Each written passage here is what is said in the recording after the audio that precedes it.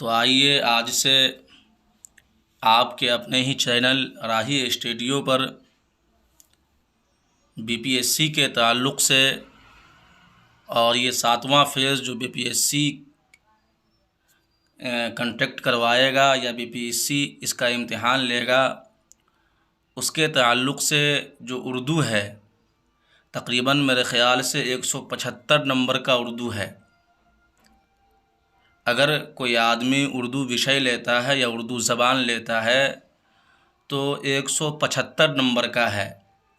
اس کی اچھی تیاری کرنے کے لیے اور بی پی ایس سی جو ایک ٹف ایگزام ہے، ایک بڑا چیلنج ہے، اس کو پاس کرنے کے لیے آپ اپنے چینل راہی اسٹوڈیو سے جڑیے۔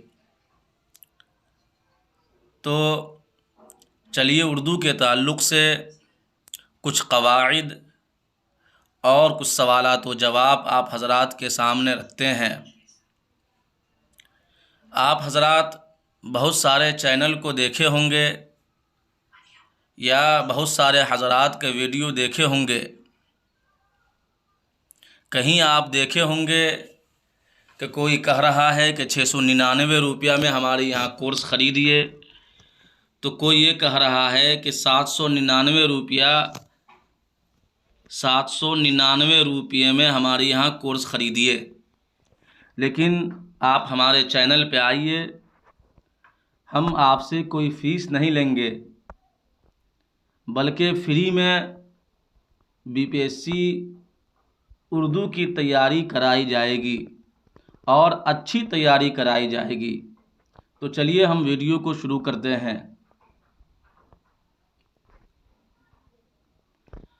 کسی بھی زبان کو اچھی طرح بولنے اور لکھنے کے لیے زبان کے جو مروجہ اصول یا قاعدے ہوتے ہیں اس کی پابندی نہایت ہی ضروری ہوتی ہے، خواہ کوئی بھی زبان ہو۔ کسی بھی زبان کو آپ بولیں گے یا لکھیں گے تو ان کے جو قواعد ہیں ان قواعد کی پابندی بہت ضروری ہے۔ قاعدوں کی اسی پابندی کو زبان کے قواعد کہتے ہیں۔ اردو کے قواعد کو ماہرین زبان نے اور ماہرین لسانیات نے 5 حصوں میں تقسیم کیا ہے،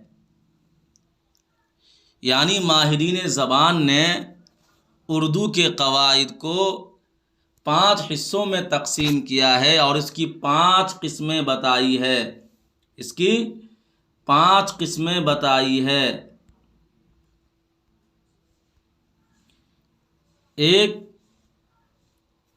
علم ہجا ہے، دوسرا علم صرف ہے، تیسرا علم نحو ہے، اور چوتھا علم بیان ہے، اور 5واں علم عروض ہے۔ لیکن آپ حضرات کو ان 5 کو نہیں پڑھنا ہے، بلکہ ان میں سے 3 یا 4 کو پڑھنا ہے۔ علم ہجا، علم صرف، علم نحو اور علم بیان، ان چیزوں کو پڑھنا ہے۔ انشاءاللہ ان چیزوں کو پڑھنے کے بعد آپ کو قواعد کے اوپر مکمل کانفیڈینس ہو جائے گا اور آپ کو قواعد کے اوپر گرفت ہو جائے گی۔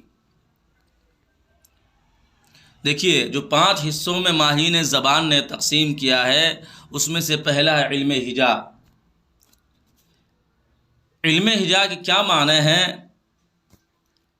علم ہجا کے معنی حروف کو الگ الگ کر کے ان کے ہجے کرنے کی واقفیت ہے۔ یعنی علم ہجا وہ علم ہے کہ جن میں حروف الگ الگ ہو اور آدمی کو ان کے ہجے کرنے کی واقفیت ہو جائے۔ حروف ہجا وہ ہے جن سے کوئی زبان بنتی ہے۔ ان حروف کو حروف تہجی بھی کہا جاتا ہے۔ زبان میں حروف کا جو مجموعہ ہوتا ہے اسے ابجد یا حروف ابجد یا اس کو انگلش میں آپ الفابیٹ کہتے ہیں۔ تو علم ہجا وہ علم ہے جن سے کوئی زبان بنتی ہے۔ ان حروف کو حروف تہجی بھی کہتے ہیں۔ زبان میں حروف کا جو مجموعہ ہوتا ہے اسے ابجد یا حروف ابجد یا اسے آپ انگلش میں الفابیٹ کہتے ہیں۔ اب آئیے بناوٹ کے لحاظ سے یا ساخت کے اعتبار سے حروف کی دو قسمیں ہیں، حروف کی دو قسمیں ہیں۔ بناوٹ کے لحاظ سے یا ساخت کے اعتبار سے حروف کی دو قسمیں ہیں، ایک ہے مفرد اور دوسرا ہے مرکب۔ تو بناوٹ کے لحاظ سے حروف کی دو قسمیں ہوئی، مفرد اور مرکب۔ مفرد حروف، ان حروف کی تعداد 36 ہے، جو مفرد حروف ہے اس حروف کی تعداد 36 ہے۔ اور حروف مفرد جیسے الف ہوا، با ہوا، پا ہوا، اس سے الف سے لے کر کے یا تک، الف سے لے کر کے یا تک جتنے حروف ہیں یہ سارے کے سارے حروف مفرد کہلاتے ہیں۔ اور مرکب حروف، جس کو آپ انگلش میں کمپاؤنڈ لیٹرز کہتے ہیں، ان حروف کی تعداد 14 ہے، ان حروف کی تعداد 14 ہے۔ تو مفرد حروف کی تعداد ہو گئی 36 اور مرکب حروف کی تعداد ہو گئی 14۔ اب یہ مرکب حروف کی مثال ہے، جیسے با میں ہم ہا لگا دیا، ہو گیا بھا، یہ مرکب حروف ہو گیا۔ یا پا میں ہم جو مفرد الفاظ پا تھا اس میں ہم ہا لگا دیے تو ہو گیا پھا۔ یا جیسے تا، یہ مفرد حروف ہے لیکن اس میں ہم ہا لگا دیے تو ہو گیا تھا۔ ایسے ہی یا یہ ان کے مرکب حروف کی مثال ہے۔ تو بناوٹ کے لحاظ سے لفظ کی دو قسمیں ہوئی، ایک ہوا مفرد، ایک ہوا مرکب۔ مفرد حروف کی تعداد 36 ہے جو الف سے لے کے یا تک ہے، اور مرکب حروف کی تعداد 14 ہے، جیسے با میں لگا ہا، پا میں ہا لگا پھا، تا میں ہا لگا تھا۔ یعنی مرکب حروف یہ حروف دو حرفوں کے میل سے ایک مرکب آواز پیدا کرتے ہیں۔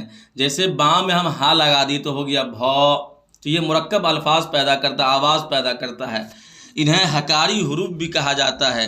اس طرح مفرد اور مرکب حروف کی تعداد دونوں مل کر کے، یعنی مفرد حروف کی تعداد 36 ہے اور مرکب حروف کی تعداد 14 ہے، دونوں مل کر کے 50 تعداد ہے۔ مفرد اور مرکب حروف کی تعداد مکمل 50 ہے۔ اب آپ حضرات جو ہے وویل پڑھے ہوں گے، یعنی حرف علت۔ حرف علت 3 ہیں، الف، واو اور یا۔ الف، واو اور یا، اس کو حروف علت کہا جاتا ہے۔ باقی حروف جو ہے یہ حروف صحیحہ ہے۔ تو حروف علت 3 ہوئے، الف، واو اور یا۔ ان کے علاوہ جو حروف ہیں سارے کے سارے حروف صحیحہ ہیں۔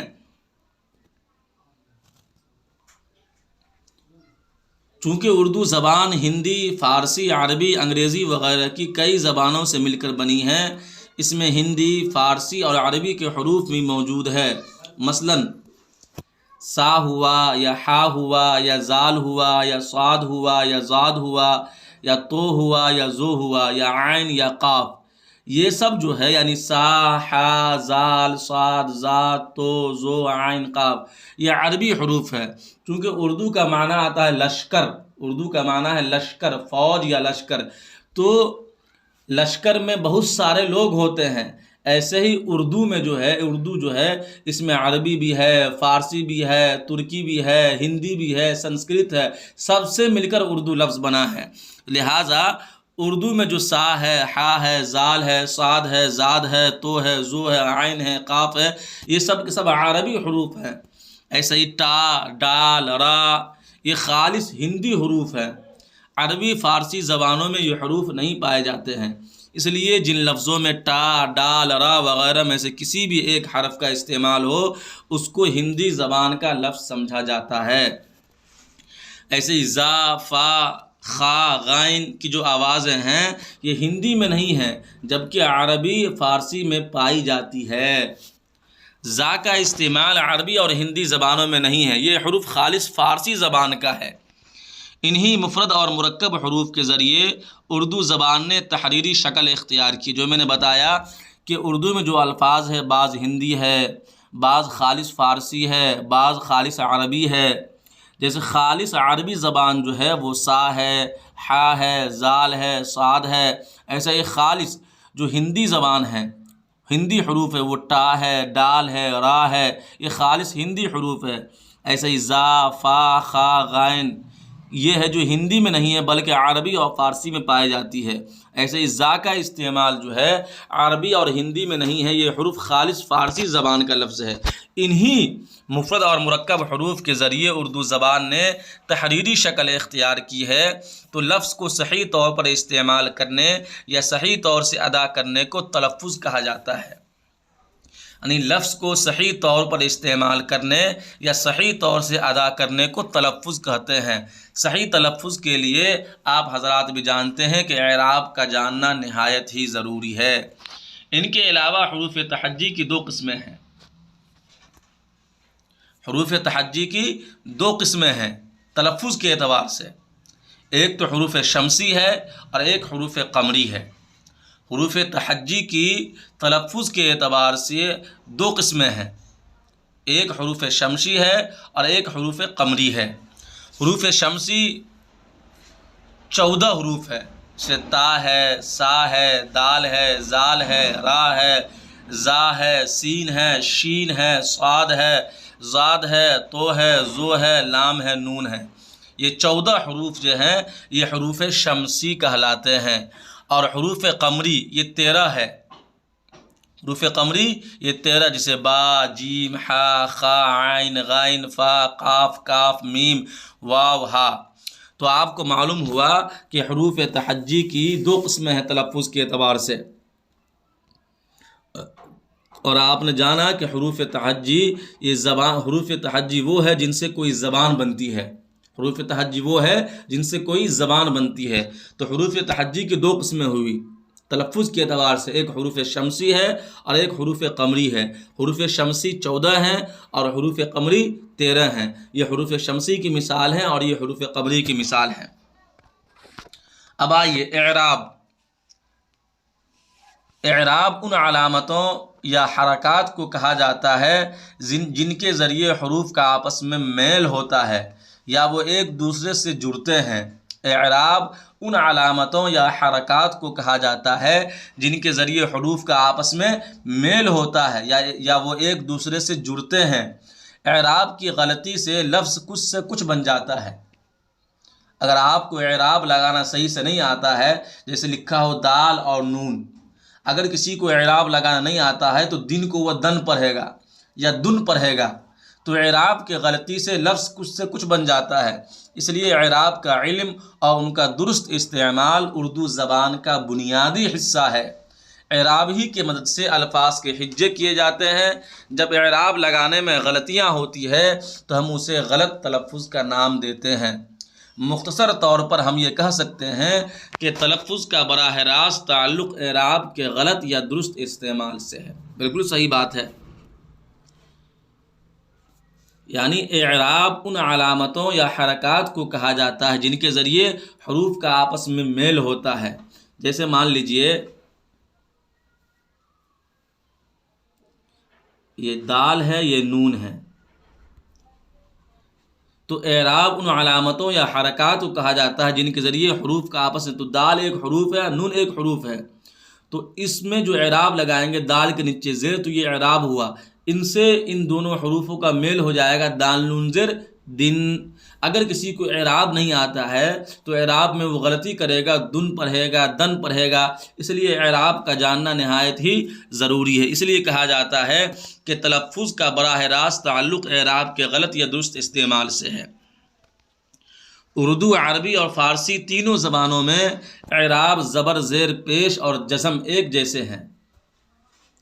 ان کے علاوہ مد، تشدید اور تنوین کو علامت کہا جاتا ہے، زبر، زیر اور پیش کو حرکت بھی کہا جاتا ہے۔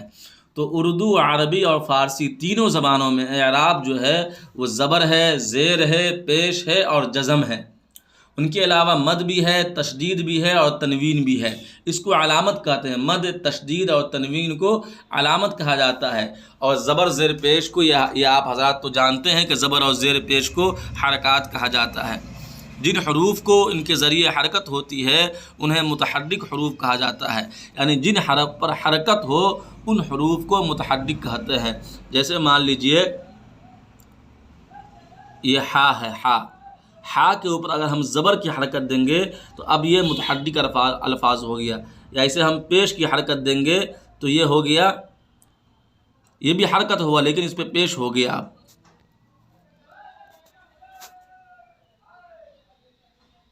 جس حرف پر کوئی بھی حرکت زبر زیر یا پیش نہیں ہو اسے ساکن کہتے ہیں۔ ذیل میں ہم اعراب اور علامتوں کو الف کے ساتھ دکھا رہے ہیں، ان کی تعریف بھی دے رہے ہیں۔ دیکھیے میں نے کہا کہ زبر زیر پیش کو حرکت کہا جاتا ہے اور اعراب بھی کہا جاتا ہے۔ تو زبر کے معنی ہے اوپر، زبر کا معنی ہے اوپر۔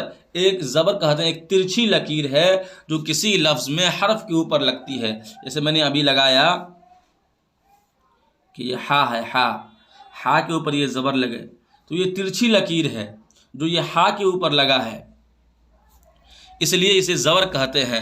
عربی میں زبر کو فتحہ کہا جاتا ہے، فتحہ، اور جس حرف پر زبر ہوتا ہے اس کو مفتوح کہتے ہیں، جیسے ارشد، مرکز، عظمت وغیرہ۔ تو ارشد یہ الف کے اوپر زبر ہے، اس کو مفتوح کہیں گے۔ ایسے ہی شد میں شین کے اوپر زبر ہے، اس کو بھی مفتوح کہیں گے۔ ایسے ہی مرکز میم کے اوپر زبر ہے، اس کو بھی مفتوح کہیں گے۔ تو زبر کہتے ہیں ایک ترچھی لکیر ہے جو کسی لفظ میں حروف کے اوپر لگتی ہے، اس لیے اسے زبر کہا جاتا ہے۔ عربی میں زبر کو فتحہ کہتے ہیں۔ زیر کے معنی نیچے کو آتا ہے، چونکہ یہ ترچھی لکیر کسی بھی لفظ میں حروف کے نیچے لگتی ہے۔ جیسے مان لیجئے یہ دال ہے، دال کے نیچے یہ ایسے لکیر لگا دی تو یہ زیر ہو گیا، اس لیے اسے زیر کہتے ہیں۔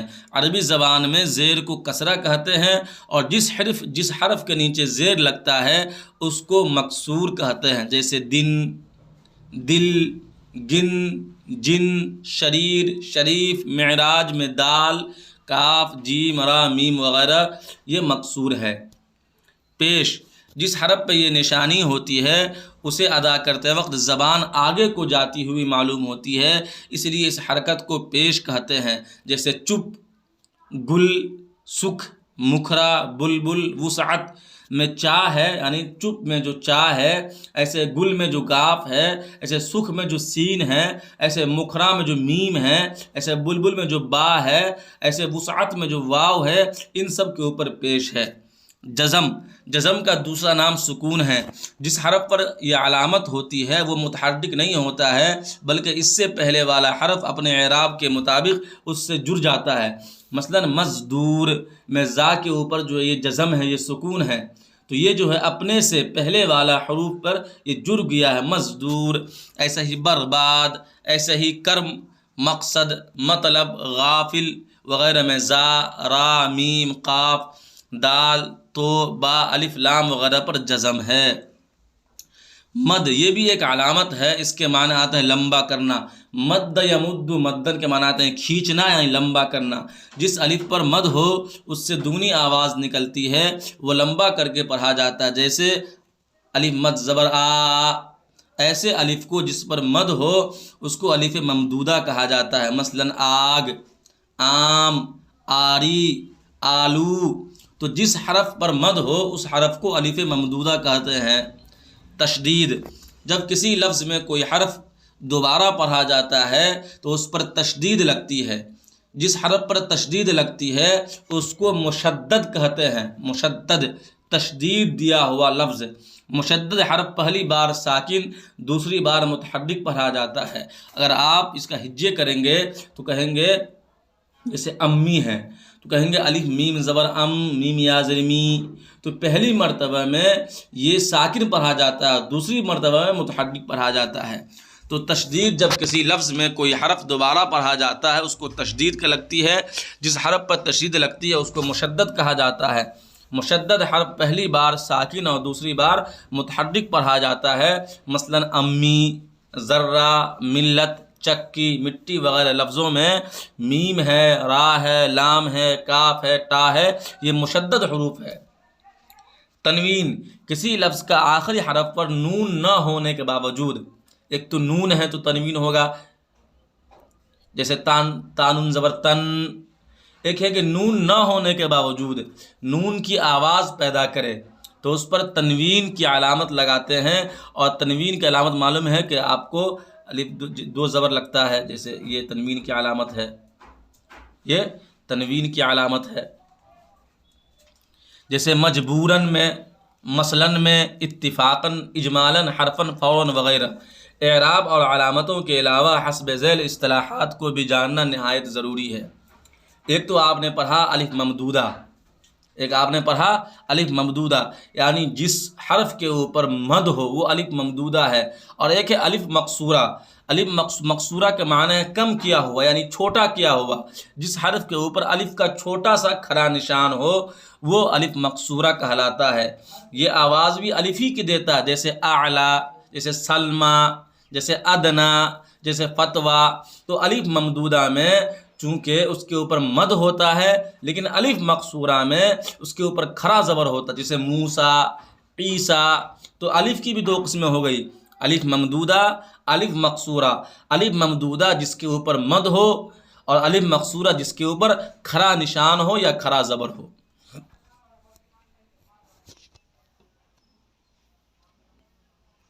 اب دیکھیے ہا کی بھی دو قسمیں ہیں. ایک ہے ہائے ملفوظی اور ایک ہے ہائے خفی یا ہائے مختفی. ہا کی دو قسمیں ہو گئی، ہائے ملفوظی اور ہائے خفی یا ہائے مختفی. ہائے ملفوظی اس ہا کو کہتے ہیں جو صاف طور پر پڑھی جائے اور اس کا تلفظ ہا صاف ظاہر ہو. ہائے ملفوظی وہ ہا ہے جو صاف طور پر پڑھی جاتی ہے، اور اس جو آپ تلفظ کریں گے تو اس ہا کا تلفظ صاف طور پر ظاہر ہو. جیسے واہ میں جو ہا ہے یہ ہائے ملفوظی ہے، کیونکہ یہ واہ میں جو ہا ہے یہ صاف طور پر پڑھی جاتی ہے اور اس کا تلفظ ظاہر ہے. ایسے ہی شاہ، ایسے ہی راہ، ایسے ہی بادشاہ، ایسے ہی یہ سب ہائے ملفوظی ہے. اور دوسری قسم ہا کی ہائے خفی یا ہائے مختفی. اس ہا کو کہتے ہیں جو صاف طور پر پڑھنے میں نہ آئے اور صرف اپنے سے پہلے حرکت کو ظاہر کرے.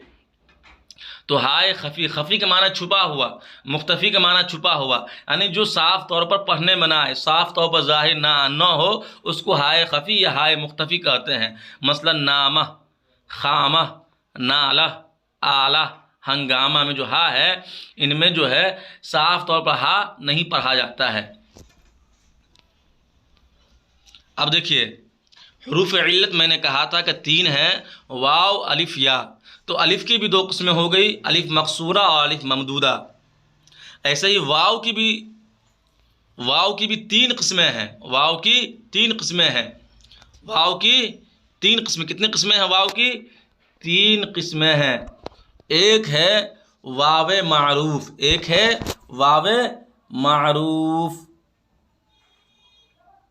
اور دوسرا ہے واو مجہول، اور تیسرا ہے واو معدولہ.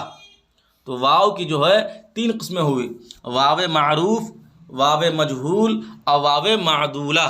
واو معروف اس واو کو کہتا ہے، تینوں کی تعریف سن لیجئے. واو معروف اس واو کو کہتے ہیں جو الٹے پیش کے ساتھ کھینچ کر پڑھا جائے، جو یعنی جس واو پر الٹا پیش ہو اور اس کو کھینچ کر پڑھا جائے تو وہ واو معروف کہلاتا ہے. جیسے حور، جیسے نور، جیسے طور، غرور، شعور. اس میں جو واو ہے اس واو کے اوپر الٹا پیش ہے اور اس کو کھینچ کر پڑھا جاتا ہے. اس لیے حور میں اگر کوئی کہے کون واو ہے تو آپ کہیں گے واو معروف ہے. ایسے ہی نور میں کوئی کہے کون واو ہے تو کہیں گے واو معروف ہے. ایسے ہی غرور میں کہے کون واو ہے تو کہیں گے واو معروف ہے. تو واو معروف کی تعریف سمجھ میں آ گئی.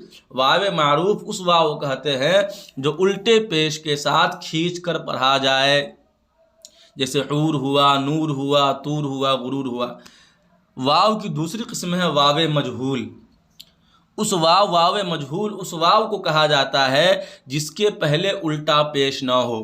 آپ نے واو معروف میں پڑھا کہ الٹا پیش ہو، لیکن واو مجہول میں الٹا پیش نہ ہو، بلکہ وہ صرف واو کی آواز کے ساتھ پڑھا جائے. جیسے پڑھتے ہیں آپ شور، زور، مور، اور، کوہ. اس میں جو واو ہے یہ واو مجہول ہے، اس کے اوپر الٹا پیش نہیں ہے، یہ کھینچ کر نہیں پڑھا جاتا ہے، صرف واو کی آواز کے ساتھ پڑھا جاتا ہے. تو واو مجہول کی تعریف یہ ہوئی. تیسری قسم ہے واو معدولہ. واو معدولہ اس واو کہا جاتا ہے جو لکھنے میں تو آئے لیکن پڑھنے میں نہ آئے. واو معدولہ یعنی بدلا ہوا. معدولہ بولتے بدلا ہوا، یعنی وہ واو جو لکھنے میں تو آئے لیکن پڑھنے میں نہ آئے. جیسے خواب ہے، جیسے خواہش ہے، اس کا تلفظ جیسے درخواست ہے، جیسے خابیدہ ہے. تو ان سب میں جو واو ہے یہ واو معدولہ ہے. یہ واو تو لکھنے میں آتا ہے لیکن پڑھنے میں نہیں آتا ہے. تو واو کی بھی 3 قسمیں ہوئی: واو معروف، واو مجہول اور واو معدولہ. واو معروف اس واو کو کہا جاتا ہے جو الٹے پیش کے ساتھ کھینچ کر پڑھا جائے، جیسے نور، طور. اور واو مجہول اس واو کو کہا جاتا ہے جس کے پہلے الٹا پیش نہ ہو بلکہ وہ صرف واو کی آواز کے ساتھ پڑھا جائے، جیسے شور، زور، مور. اور واو معدولہ وہ واو ہے جو لکھنے میں تو آئے لیکن پڑھنے میں نہ آئے، یعنی اس کا تلفظ ادا نہ کیا ہو، جیسے خواب، درخواست، خواہش، خابیدہ وغیرہ لفظ کی واو. اب دیکھیے، آپ نے جب سب جان لیا تو آپ موقوف اور ساکن حروف کو بھی جان لیں کہ حروف موقوف کون ہیں، حروف ساکن کون ہیں. اگر کسی لفظ میں ایک ساکن حروف کے بعد دوسرا غیر متحرک حروف آ جائے تو اس حالت کا نام وقف ہے. اس حالت کا نام وقف ہے. کیا سمجھے؟ یعنی ایک ساکن تو ہے لیکن اس ساکن حرف کے بعد دوسرا حرف جو ہے وہ متحرک نہیں ہے بلکہ غیر متحرک آ گیا تو اس حالت کا نام وقف ہو جائے گا. اور غیر متحرک کو موقوف کہتے ہیں.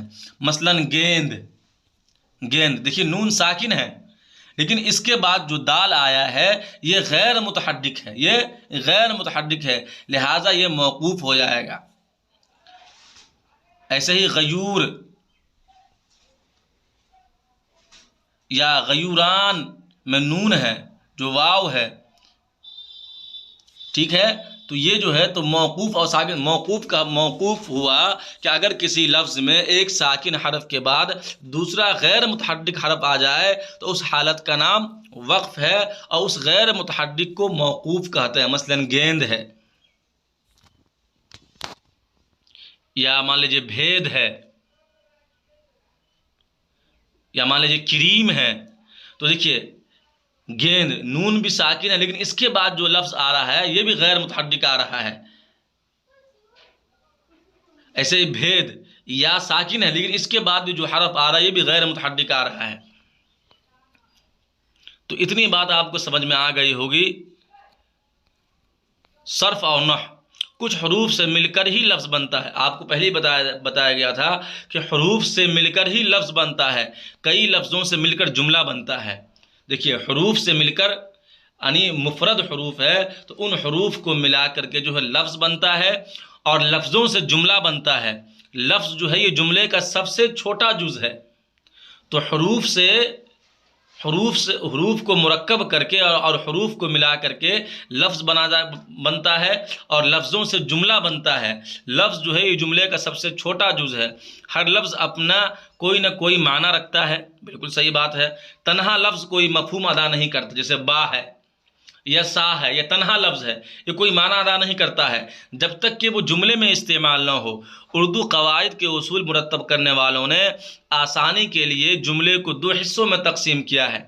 جملے کو 2 حصے میں تقسیم کیا ہے. پہلا حصے یا ٹکڑے میں الفاظ سے بحث ہوتی ہے اور دوسرے میں جملوں سے بحث ہوتی ہے. پہلے حصے میں الفاظ سے بحث ہوتی ہے اور دوسرے میں جملوں سے بحث ہوتی ہے. اردو قواعد میں انہی دونوں ٹکڑوں یا حصوں کے مجموعی علم کو علم صرف اور نحو کہتے ہیں. علم صرف اور نحو کہتے ہیں. اگر انہیں الگ الگ کر دیا جائے تو ان دونوں کی تعریف اس طرح ہوگی. آپ نے کیا سمجھا؟ یعنی حروف سے مل کر لفظ بنتا ہے اور کئی لفظوں سے مل کر جملہ بنتا ہے. لفظ جو ہے یہ جملے کا سب سے چھوٹا جز ہے. ہر لفظ اپنا کوئی نہ کوئی معنی رکھتا ہے لیکن تنہا لفظ کوئی معنی ادا نہیں کرتا ہے جب تک کہ وہ جملے میں استعمال نہ ہو.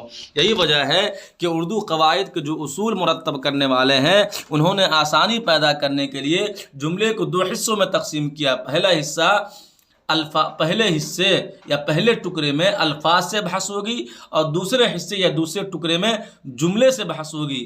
اردو قواعد میں انہی دونوں ٹکڑے کو، یعنی جس میں الفاظ سے بحث ہو یا جملے سے بحث ہو، انہی دونوں ٹکڑے کو مجموع علم کو علم و صرف اور علم نحو کہتے ہیں۔ اگر انہیں الگ الگ کر دیا جائے تو ان دونوں کی تعریف اس طرح ہوگی۔ تو آپ نے پڑھا علم صرف اور علم نحو۔ علم صرف وہ علم ہے جو ہمیں لفظوں کے بارے میں بتاتا ہے۔ اس میں الفاظ کی تقسیم، ایک لفظ کا دوسرے لفظ سے تعلق، لفظ کی اپنی حیثیت یا اس کی تبدیلی وغیرہ، یعنی علم صرف وہ علم ہے جس میں صرف لفظ سے بحث کی جاتی ہے۔ یعنی دونوں کو دو حصوں میں تقسیم کیا تھا، ایک میں الفاظ سے بحث ہوتی ہے، تو علم جو صرف ہے، علم صرف میں الفاظ سے بحث ہوتی ہے، اور علم نحو میں جملے سے بحث ہوتی ہے۔ تو علم صرف وہ علم ہے جو ہمیں لفظوں کے بارے میں بتاتا ہے، اس میں الفاظ کی تقسیم، ایک لفظ کا دوسرے لفظ سے تعلق، لفظ کی اپنی حیثیت یا اس کی تبدیلی وغیرہ سے جو نئی صورت پیدا ہوتی ہے، ان سب کا ذکر علم صرف میں آ جاتا ہے۔ یا دوسرے لفظوں میں علم صرف کی تعریف یوں کر سکتے ہیں کہ علم صرف وہ ہے جس میں بامعنی لفظوں کے حروف اور حرکات کی تبدیلیوں کی طریقے سے بحث کی جاتی ہے۔ علم صرف، دوسرے لفظوں میں اس کی تعریف یوں کر سکتے ہیں کہ علم صرف وہ ہے جس میں بامعنی لفظوں کے حروف اور حرکات کی تبدیلیوں کے طریقے سے بحث کی جاتی ہے۔ اس علم میں بتایا جاتا ہے کہ حرفوں کے الٹ پھیر سے کیسے جدا جدا الفاظ بن جاتے ہیں، اور اس الٹ پھیر سے الفاظ میں کس طرح نئے نئے معنی پیدا ہوتے ہیں۔ اس علم کی غرض یہ ہے کہ صحیح لفظ بولنا اور صحیح پڑھنا اور لکھنا آ جائے۔ دیکھیے، علم صرف کی غرض بھی آ گیا کہ علم صرف پڑھنے کا مقصد کیا ہے۔ تو علم صرف پڑھنے کا مقصد یہ ہے کہ آدمی کو صحیح بولنا آ جائے، صحیح پڑھنا آ جائے اور صحیح لکھنا آ جائے۔ ایسے ہی علم نحو وہ علم ہے جس میں جملوں کی ترکیب اور ترتیب سے اور ان کے باہمی تعلقات سے بحث کی جاتی ہے۔ اس علم میں لفظوں کو ملا کر جملہ بنانے کا قاعدہ بیان کیا جاتا ہے۔ جملوں کی ساخت یا بناوٹ کا علم اسی کے ذریعے ہوتا ہے۔ جملوں میں فاعل، فعل، مفعول، مبتدا اور فعل ناقص وغیرہ ہوتے ہیں۔ اس کو ہم آگے بیان کریں گے کہ فاعل کسے کہتے ہیں، فعل کون ہے، مفعول کون ہے۔ آپ صرف ہمارے اس چینل سے جڑے رہیے، آپ کو ساری باتیں معلوم ہو جائے گی۔ تو اب بنیادی طور پر یہ سمجھیے کہ علم صرف میں لفظ سے بحث کی جاتی ہے، الفاظ سے بحث کی جاتی ہے، الفاظ کے الٹ پھیر سے بحث کی جاتی ہے، اور علم نحو میں جملوں کی ترکیب اور جملوں کی ترتیب سے اور ان کی باہمی تعلقات جو ہے اس سے بحث کی جاتی ہے۔ تو بنیادی طور پر علم صرف اور علم نحو میں جو فرق ہے وہ یہ ہے کہ علم صرف میں جملے کے ہر ایک لفظ سے بحث ہوتی ہے، یعنی لفظ کی جنس، تعداد، زمانہ اور حالت وغیرہ کا بیان ہوتا ہے، جبکہ علم نحو میں الفاظ اور جملوں کے باہمی تعلق سے بحث ہوتی ہے۔ تو دیکھیے، یہ قواعد ہے۔ آپ نے پڑھا کہ ماہرین اصول نے اور ماہرین لسانیات نے زبان کو 5 حصوں میں تقسیم کیا ہے: علم ہجا، علم صرف، علم نحو، علم بیان اور علم عروض۔ آپ نے پھر علم ہجا کی تعریف پڑھی اور حروف تہجی کی تعریف پڑھی۔ پھر آپ نے یہ پڑھا کہ بناوٹ کے اعتبار سے لفظ کی 2 قسمیں ہیں، حروف کی 2 قسمیں ہیں، ایک ہے مفرد، ایک ہے مرکب۔ مفرد حروف، ان حروف کی تعداد 36 ہے جو الف سے لے کے یا تک ہے، اور مرکب حروف، ان حروف کی تعداد جو ہے یہ 14 ہے، جیسے با میں ہاں لگا ف، ب، فا میں ہاں لگا ف۔ ایسے ہی آپ نے پڑھا کہ حروف علت 3 ہیں، الف، واو اور یا۔ ایسے ہی آپ نے پڑھا کہ حروف تعجی کی 2 قسمیں ہیں، ایک حروف شمسی اور ایک حروف قمری۔ حروف شمسی 14 ہیں اور حروف قمری 13 ہیں۔ ایسے ہی آپ نے اعراب پڑھا کہ اعراب کسے کہتے ہیں، زبر زیر پیش یہ اعراب ہے، اس کو حرکت بھی کہا جاتا ہے۔ پھر آپ نے زبر کی تعریف پڑھی، پھر آپ نے زیر کی تعریف پڑھی، پھر آپ نے پیش کی تعریف پڑھی۔ ایسے ہی جزم یہ علامت ہے، تنوین یہ علامت ہے۔ پھر آپ نے الف کی 2 قسمیں پڑھی، الف مقصورہ، الف ممدودہ۔ الف ممدودہ وہ الف ہے جو کھینچ کر پڑھا جائے، اور الف مقصورہ وہ ہے جو کھینچ کر نہ پڑھا جائے بلکہ اس کے اوپر کھڑا نشان ہو۔ ایسے آپ نے تشدید پڑھا، یعنی جس حرف پر تشدید ہے اس کو مشدد کہتے ہیں۔ ایسے ہی آپ نے تنوین پڑھا کسی لفظ کا آخری حرف نون نہ ہونے کے باوجود نون کی آواز پیدا کرے اس کو تنوین کہتے ہیں۔ ایسے ہی آپ نے ہا کی دو قسمیں پڑھی، ہائے ملفوظی اور ہائے خفی یا ہائے مختفی۔ تو ہائے ملفوظی اس ہا کو کہتے ہیں جو صاف طور پر پڑھی جائے اور اس کا تلفظ ہا صاف ظاہر ہو، جیسے واہ، شاہ، راہ، بادشاہ، ایسے ہی ہائے خفی وہ ہا ہے جو صاف طور پر پڑھا نہ جائے اور صرف اپنے سے پہلے کی حرکت کو ظاہر کرے، مثلا نامہ، خامہ، نالہ، آلہ۔ ایسے آپ نے واو کی 3 قسمیں پڑھا، واو معروف، واو مجہول، واو معدولہ۔ واو معروف اس واو کہتے ہیں جو الٹے پیش کے ساتھ کھینچ کر پڑھا جائے، جیسے حور، طور، نور، غرور۔ ایسا ہی واو مجہول اس واو کو کہتے ہیں جس کے پہلے الٹا پیش نہ ہو بلکہ وہ صرف واو کی آواز کے ساتھ پڑھا جائے، اس کو کھینچ کر نہ پڑھا جائے، جیسے شور، زور، مور، غور۔ ایسے ہی واو معدولہ اس واو کہا جاتا ہے جو لکھنے میں تو آئے لیکن پڑھنے میں نہ آئے۔ ایسے آپ نے موقوف پڑھا، ساکن پڑھا۔ موقوف کہتے ہیں کہ ساکن کے بعد جو لفظ آئے وہ غیر متحرک ہو، جیسے گیند میں دال جو آیا ہے یہ ساکن کے بعد آیا ہے لیکن یہ غیر متحرک ہے، اس لیے اس کو وقف کہتے ہیں اور غیر متحرک کو موقوف کہتے ہیں۔ ایسے آپ نے صرف و نحو کی تعریف پڑھی کہ علم صرف وہ علم ہے جو جس میں لفظوں سے بحث کی جاتی ہے، اس میں الفاظ کی تقسیم کیسے ہوئی ہے، ایک لفظ کا دوسرے لفظ سے کیا تعلق ہے۔ اور علم نحو وہ علم ہے جس میں جملوں کی ترتیب اور جملوں کی ترتیب سے بحث کی جاتی ہے۔ اتنی بات سمجھ میں آ گئی؟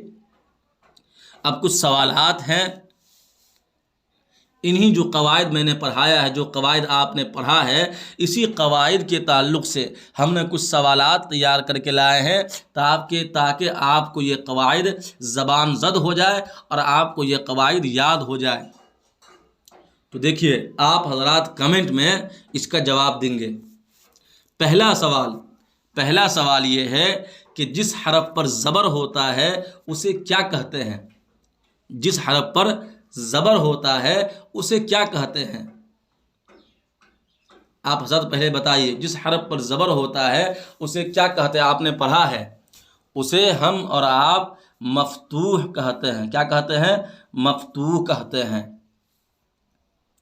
ایسے دوسرا سوال ہے، درج ذیل میں سے کون سے اعراب درست ہے؟ درج ذیل میں سے کون سا اعراب درست ہے؟ ادق ہے، اے میں ہے ادق، بی میں ہے ادق، سی میں ہے ادق، ڈی میں ہے ادق۔ اس میں سے آپ حضرات کمنٹ میں بتائیے کہ کیا ہوگا، کون سا اعراب درست ہے؟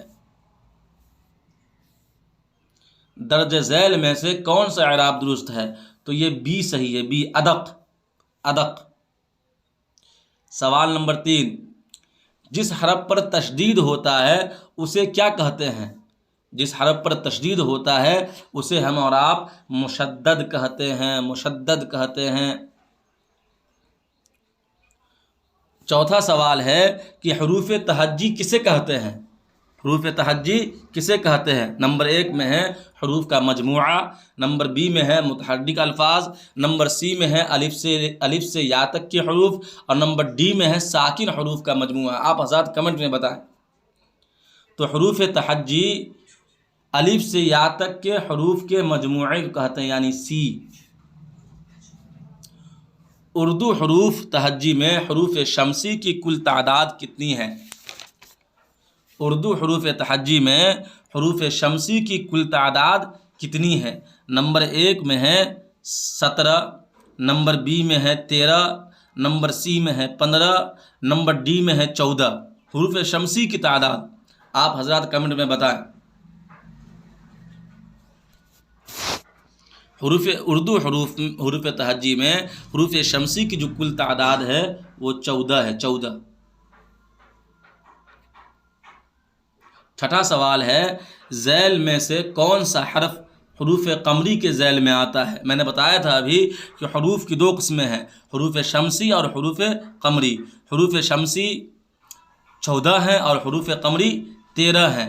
تو ان حروف میں سے پہلے میں ہے ذال، دوسرے میں ہے زو، سی میں ہے جیم اور چوتھے میں ہے زاد۔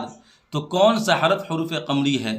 تو اس کا سی ہے، سی، جیم۔ یہ حروف قمری ہے۔ سوال نمبر 7، جن حروف پر اعراب ہوتے ہیں انہیں کیا کہتے ہیں؟ یعنی جن حروف پر اعراب ہوتے ہیں انہیں کیا کہتے ہیں؟ کیا اسے معرب کہتے ہیں، کیا اسے متحرک کہتے ہیں، کیا اسے کسرہ کہتے ہیں، یا ان میں سے کوئی نہیں؟ آپ حضرات جواب دیں۔ تو جن حروف پر اعراب ہوتے ہیں انہیں ہم معرب کہتے ہیں۔ اے، ساخت اور بناوٹ کے اعتبار سے لفظ کی کتنی قسمیں؟ سوال نمبر 8، ساخت اور بناوٹ کے اعتبار سے لفظ کی کتنی قسمیں ہیں؟ نمبر 1 میں ہے 3، نمبر 2 میں ہے 5، نمبر 3 میں ہے 2، اور نمبر ڈی میں ہے 4۔ ان میں سے کوئی نہیں، نمبر ڈی میں ہے ان میں سے کوئی نہیں۔ تو ساخت کے اعتبار سے لفظ کی 2 قسمیں ہیں، اس کا سی صحیح ہے، سی۔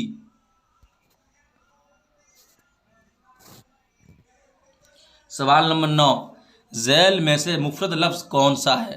اے میں ہے گلستان، بی میں ہے آب و گل، سی میں ہے شوہر، ڈی میں ہے خوبصورت۔ اس میں سے آپ کو مفرد لفظ بتانا ہے کہ مفرد لفظ کون سا ہے، کمنٹ میں جواب دیں۔ تو ذیل میں سے مفرد لفظ جو ہے یہ شوہر ہے، شوہر، سی صحیح ہے، سی۔ سوال نمبر 10، ان میں سے کون مرکب لفظ ہے؟ نمبر اے میں ہے ایماندار، نمبر بی میں ہے شام، نمبر سی میں ہے روز، نمبر ڈی میں ہے ہاتھ۔ مرکب لفظ کون ہے اس میں سے؟ ایماندار۔ دیکھیے 2 لفظ بنا ہے، ایمان اور دار، تو یہ اے صحیح ہے، مرکب لفظ۔ سوال نمبر 11، حروف علت کے لیے کون سا لفظ استعمال ہوتا ہے؟ حروف علت کے لیے کون سا لفظ استعمال ہوتا ہے؟ نمبر اے میں ہے کلمہ، نمبر بی میں ہے محمل، نمبر سی میں ہے مصوح، نمبر ڈی میں ہے مسمہ، نمبر ڈی میں ہے مسمہ۔ تو یہ حروف علت کے لیے جو لفظ استعمال ہوتا ہے وہ مصوح لفظ استعمال ہوتا ہے، سی۔ ایسے سوال نمبر 12 ہے، خانم کس زبان سے اردو میں آیا ہے؟ لفظ خانم جو ہے یہ کس زبان سے اردو میں آیا ہے؟ نمبر 1 میں ہے عربی، نمبر بی میں ہے ترکی، نمبر سی میں ہے لاطینی، نمبر ڈی میں ہے فارسی۔ اس کا جواب بی ہے، بی، ترکی۔ خانم جو ہے یہ ترکی زبان سے آیا ہے۔ ہائے مختفی کا استعمال کہاں ہوتا ہے؟ میں نے پڑھایا ابھی کہ ہا کی 2 قسمیں ہیں، ہائے ملفوظی اور ہائے مختفی۔ تو ہائے مختفی کا استعمال کہاں ہوتا ہے؟ نمبر اے لفظ کے شروع میں، نمبر بی لفظ کے آخر میں، نمبر سی لفظ کے درمیان، نمبر ڈی کہیں نہیں ہوتا۔ تو ہائے مختفی کا جو استعمال ہوتا ہے وہ لفظ کے آخر میں ہوتا ہے، بی صحیح ہے۔ نمبر 14، اعراب کسے کہتے ہیں؟ اعراب آپ نے پڑھا ابھی کہ اعراب کسے کہتے ہیں؟ نمبر 1 عرب میں رہنے والوں کو، نمبر بی عربی زبان کو، نمبر سی عرب کے ایک سواری کا نام ہے، نمبر ڈی زیر زبر اور پیش کی علامتیں۔ تو اعراب کہتے ہیں زیر زبر اور پیش کی علامتیں، اس کو اعراب کہتے ہیں ڈی۔ ایسے ہی 15واں سوال ہے، پرنسپل صاحب میں کتنے حروف ہیں؟ یہ تو آپ گن کے بتا دیں گے کہ اس میں 10 حروف ہیں۔ حروف علت کتنے ہیں؟ میں نے بتایا کہ الف، واو اور یا، یہ 3 حروف علت ہے، اس کا سی ہے۔ ان میں سے کن میں معدولہ نہیں ہے؟ ان میں سے کن میں معدولہ نہیں ہے؟ میں نے بتایا تھا کہ واو کی 3 قسمیں ہیں، واو معروف، واو مجہول، واو معدولہ۔ واو معدولہ اس واو کہتے ہیں جو لکھنے میں تو آئے لیکن پڑھنے میں نہ آئے۔ تو واو معدولہ نہیں ہے پوچھ رہا ہے نہیں ہے۔ خود، خوش، خوب، خواب، ان میں سے بتائیے کمنٹ میں کہ کن میں واو معدولہ نہیں ہے؟ خوب، اس میں واو معدولہ نہیں ہے، اس میں واو معدولہ نہیں ہے، اس لیے کہ واو معدولہ اس واو کہتے ہیں جو لکھنے میں آئے لیکن پڑھنے میں نہ آئے۔ لیکن خوب میں جو ہے جو واو ہے یہ لکھنے میں بھی آتا ہے اور پڑھنے میں بھی آتا ہے، لیکن خود میں جو واو ہے وہ لکھنے میں تو ہے لیکن پڑھنے میں نہیں ہے۔ ایسے خوش میں واو ہے لکھنے میں تو ہے لیکن پڑھنے میں نہیں ہے۔ ایسے ہی خواب میں جو واو ہے لکھنے میں تو ہے لیکن پڑھنے میں نہیں آتا ہے، تو اس کا سی صحیح ہے۔ کھینچ کر پڑھا جانے والا حروف کیا کہلاتا ہے؟ میں نے بتایا تھا کہ واو معروف وہ واو ہے جو الٹے پیش کے ساتھ لکھا جائے اور اس کو کھینچ کر پڑھا جائے. تو نمبر 1 میں ہے یا مجہول، نمبر بی میں ہے واو معروف، نمبر سی میں ہے یا معروف، اور نمبر ڈی میں ہے نون غنہ. نون غنہ تو کھینچ کر پڑھا جانے والا حرف کیا کہلاتا ہے؟ تو یہ واو معروف کہلاتا ہے. بی صحیح ہے. کسی لفظ میں ایک ہی حرف کو 2 بار پڑھا جائے تو اس پر کون سا نشان لگتا ہے؟ یعنی کسی حرف کو 2 بار پڑھا جائے تو اس پر کون سا نشان لگتا ہے؟ نمبر 1 میں ہے تشدید، نمبر بی میں ہے زیر، نمبر سی میں ہے پیش، نمبر ڈی میں ہے زبر. تو یہ تشدید یعنی جس حرف کو 2 بار پڑھا جائے اس پر جو نشان لگتا ہے وہ تشدید کا نشان لگتا ہے. کھڑا زبر کس زبان میں استعمال ہوتا ہے؟ کھڑا زبر کس زبان میں استعمال ہوتا ہے؟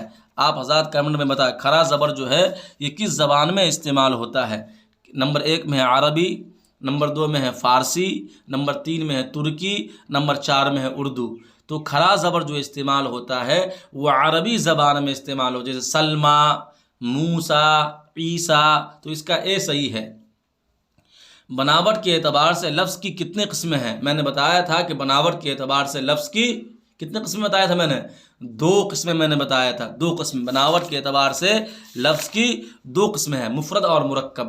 تو اس میں نمبر 1 میں ہے 2، نمبر بی میں ہے 3، نمبر سی میں ہے 4، نمبر ڈی میں ہے 5. تو میں نے جواب بتا دیا 2. جو آواز انسان کے منہ سے نکلتی ہے اسے کیا کہتے ہیں؟ نمبر 1 میں ہے جمع، نمبر بی میں ہے واحد، نمبر 3 میں ہے لفظ، نمبر 4 میں ہے نقطہ. تو جو آواز انسان کے منہ سے نکلتی ہے اسے ہم اور آپ لفظ کہتے ہیں، لفظ. 23واں سوال ہے ان میں سے خالص یعنی پیور فارسی حرف کون سا ہے؟ نمبر 1 میں ہے کاف، نمبر بی میں ہے جیم، نمبر سی میں ہے واو، نمبر ڈی میں ہے گاف. اس میں سے خالص فارسی لفظ چننا ہے تو ڈی گاف جو ہے، گاف یہ خالص فارسی لفظ ہے. جس حرف یا اعراب سے آواز دونی ہو کر نکلتی ہے یعنی وہ کھینچ کر پڑھا جاتا ہے اسے کیا کہا جاتا ہے؟ یعنی جس حرف یا اعراب سے آواز دگنی نکلتی ہے یعنی وہ کھینچ کر پڑھا جاتا ہے اسے کیا کہتے ہیں؟ نمبر 1 میں ہے نون غنہ، نمبر بی میں ہے مد، نمبر سی میں ہے زیر، نمبر ڈی میں ہے کھڑا زیر. آپ حضرات کمنٹ میں بتائیں کہ جس حرف یا اعراب سے آواز دگنی ہو کر نکلتی ہے یعنی وہ کھینچ کر پڑھا جاتا ہے اسے کیا کہا جاتا ہے؟ اسے ہم اور آپ مد کہتے ہیں، مد. اس کا بی صحیح ہے. بامعنیٰ لفظ کیا کہلاتا ہے؟ نمبر 1 لفظ محمل، نمبر 2 اس میں خاص، نمبر 3 صفت، نمبر 4 لفظ موضوع. بتائیے. تو بامعنیٰ لفظ یہ لفظ موضوع کہلاتا ہے. اس کا ڈی صحیح ہے. جزم کا دوسرا نام کیا ہے؟ جزم کا دوسرا نام کیا ہے؟ نمبر 1 میں ہے مد، نمبر بی میں ہے زبر، نمبر سی میں ہے سکون، اور نمبر ڈی میں ہے حرکت. تو جزم کا جو دوسرا نام ہے وہ سکون کہلاتا ہے. سی صحیح ہے. تشدید لگے الفاظ کیا کہلاتے ہیں؟ نمبر 1 میں ہے مشدد، نمبر بی میں ہے مسدس، نمبر سی میں ہے مثلث، نمبر ڈی میں ہے مکلف. تو تشدید لگے الفاظ کیا کہلاتے ہیں؟ تو وہ مشدد یعنی جس حرف پر تشدید ہو اس حرف کو مشدد کہتے ہیں. نمبر 1 صحیح ہے. نمبر 28 میں ہے 2 متضاد لفظوں کا مرکب لفظ. 2 متضاد لفظوں کا مرکب لفظ اس میں سے کون سا ہے؟ شمع انجمن، دیکھ بھال، ہار جیت، راج پاٹ. متضاد لفظ کیا ہے؟ 2 متضاد لفظ. 2 متضاد لفظوں کا مرکب کیا اس میں سے کون ہے؟ شمع انجمن ہے، دیکھ بھال ہے، ہار جیت ہے، راج پاٹ ہے. تو 28 کا یہ سی ہے، ہار جیت. ہار ایک الگ لفظ ہے. دیکھیے ہار ہی کا متضاد جیت ہے، ایسے جیت ہی کا متضاد ہار ہے. متضاد مطلب الٹا، ہار کا الٹا جیت اور جیت کا الٹا ہار. تو ہار جیت یہ 2 متضاد لفظوں کا مرکب ہے. امید ہے کہ آپ حضرات کو بات سمجھ میں آ گئی ہوگی اور آپ حضرات انجوائے لے رہے ہوں گے. اگر آپ حضرات کو کوئی بات سمجھ میں نہ آئے تو آپ ہمیں کمنٹ کریں.